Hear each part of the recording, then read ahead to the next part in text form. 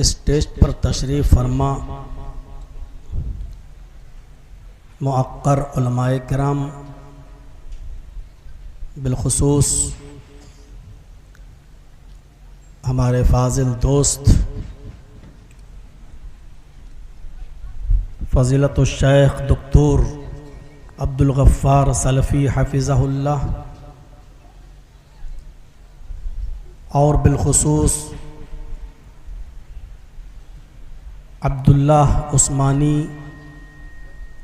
Advocate, जिन्होंने बार बार call करके और फ़ोन करके इस आज़ाद पार्क के लिए प्रेशर बनाकर अपना हक़ जताकर यहाँ के प्रोग्राम की तारीख ली, और हमारे स्टेज पर इस इलाके के वो मुअज़्ज़ज़ अहबाब जो तशरीफ़ फरमा हैं, जो किसी न किसी पोस्ट पर हों, ओहदे पर हों, या इस इलाके की फाजिल और इज़्ज़तदार शख्सियात हैं, वो सब, और आप लोगों का ये जम्मे गफ़ीर जो फैला हुआ है ताहद्दे निगाह, कि हम जैसे लोगों को भी बड़ी मुश्किल से स्टेज तक पहुंचना पड़े, और कोई गली और कोई उस गली का कोना आपके वजूद से खाली न हो, ये इस बात की अलामत है और दलील है कि आपके दिलों में उलमा की मोहब्बत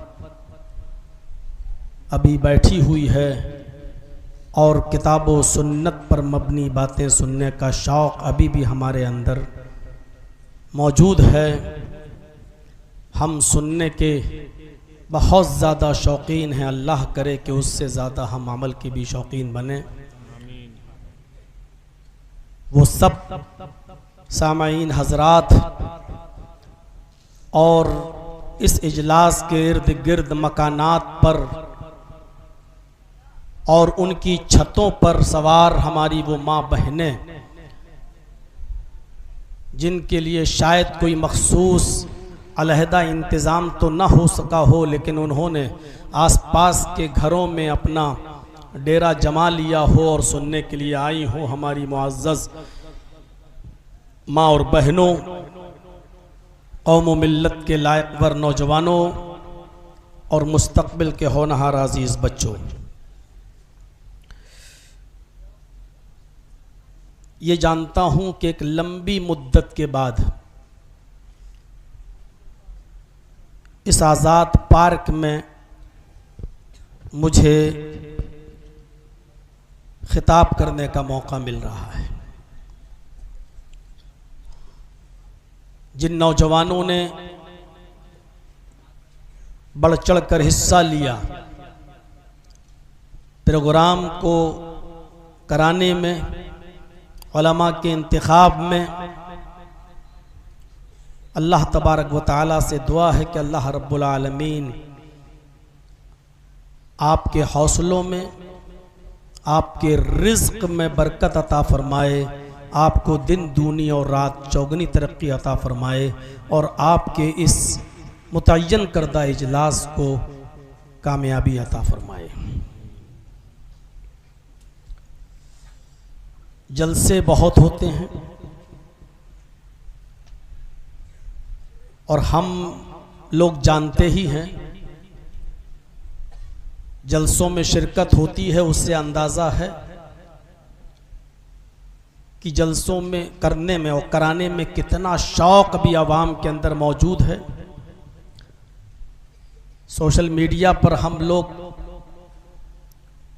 बहुत सी तहरीरें ऐसी भी पढ़ते हैं कि इन जलसों का कोई फ़ायदा नहीं है, आवाम का पैसा बर्बाद होता है। बहरहाल हर शख्स को अपनी बात रखने का अधिकार है, वो रख सकता है,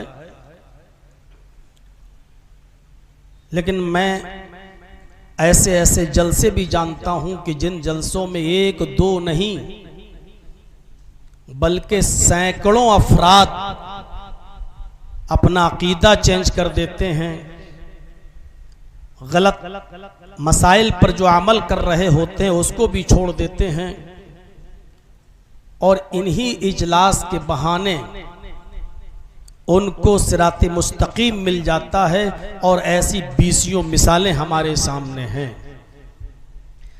लेकिन हाँ, इन तमाम चीज़ों के बावजूद मैं इतना कह सकता हूं कि जलसे तो हो रहे हैं, लेकिन जितना नतीजा निकलना चाहिए और जितना खातिर खा फायदा होना चाहिए वो नजर नहीं आता। इन जलसों का मकसद सिर्फ ये है कि हम लोगों को दीन के रास्ते पर लाएं, इस्लाह करें, गुनाहों के काम तर्क करें, मुआशरे में फैली हुई और समाज में फैली हुई गलाजत और गंदगी को हम दूर करें और सही रास्ते पर लोग आ जाएं। यही मकसद है। और लोग जो काम करते हैं इस फील्ड में वो अपने नाम भी रख लेते हैं, तंजीमें भी बनाते हैं, तहरीकें भी चलती हैं। कोई नाम रख लेता है तंजीम अम्र बिल मारूफ व नही अनिल मुनकर, कोई नाम रख लेता है तहरीक या तंजीम इस्लाहुल मुस्लिमीन, कोई नाम रख लेता है तहरीके इस्लाही, कोई नाम रख लेता है तबलीगी जमाअत। अलगर्ज जितने भी हमने नाम गिनाए हैं सबका मकसद यही है, चाहे वो अम्र बिल मारूफ के नाम से कोई तंजीम काम कर रही हो, या तबलीगी जमात के नाम से, या इस्लाहुल मुस्लिमीन के नाम से, या तहरीक इस्लाही के नाम से, या और किसी नाम से। सबका मकसद यही है कि लोगों के अंदर इस्लाह पैदा हो जाए, सब राह रास्त पर आ जाएं। लेकिन हम कुरान करीम की इस एक आयत पर गौर कर लें तो इस्लाह का रास्ता हमें खुद मिल जाता है। नतीजा ये निकलता है कि हम दूसरों की इस्लाह तो करते हैं और लेक्चर भी देते हैं, शराब छोड़ो, जुआ छोड़ो, जहेज की लानत खत्म करो, ये सब कुछ बातें होती हैं। लेकिन हमें दूसरों से उम्मीदें होती हैं कि ये गुनाह के काम और समाज में फैली हुई बुराइयों को ये तर्क कर देंगे। लेकिन जब बात हम जैसे उलमा को और हम जैसे जिम्मेदारों को अपनी बेटी की शादी की आती है तो हम अपनी बेटी को जहेज देंगे। तकरीरों में हम बारात के सिस्टम को खत्म करने का लेक्चर देंगे, लेकिन मौलाना जर्जीस के बेटे का जब निकाह होगा तो हम अपने बेटे की शादी में हम बारात लेकर जाएंगे। क्या करूं मौलाना साहब, उलमा से नहीं मानते हैं लोग, कहते हैं अब एकदम सारी चीजें खत्म थोड़ी हो जाएंगी, धीरे धीरे ये सारा सिस्टम चलेगा। तकरीरें करते हुए 20, 22, 25 साल का अरसा गुजर गया और 25 साल के बाद भी यही सुनने को मिल रहा है कि धीरे धीरे लोग रास्ते पे आएंगे। जो हमने 25 साल पहले सुनते थे वही आज भी सुन रहे हैं कि धीरे धीरे आवाम सही रास्ते पे आएगी। आप बैक वक्त खत्म कराना चाहते हैं तो नहीं होगी। कुरान करीम ने हमारी कमजोर नब्ज पर हाथ रखते हुए फरमाया, तुम दूसरों की इस्लाह करना चाहते हो? नहीं।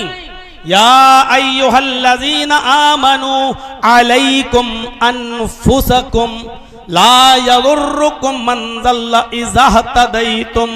आए ईमानो वालो, आए मुसलमानों, अलैकुम अनफुसकुम, पहले तुम अपनी फिक्र करो, पहले तुम अपने आप को देखो। हर जलसे में समाज की बुराइयों का तस्करा तो होता है, लेकिन जब हमसे कहा जाए कि इस बुराई के सिलसिले को आप खत्म करिए तो हम करने के लिए तैयार नहीं होते हैं। कुरान करीम ने कहा हर इंसान अपनी फिक्र खुद करने लगे, हर इंसान अपनी इस्लाह खुद करने लगे और अपनी फिक्र करने लगे तो समाज और मुआशरे में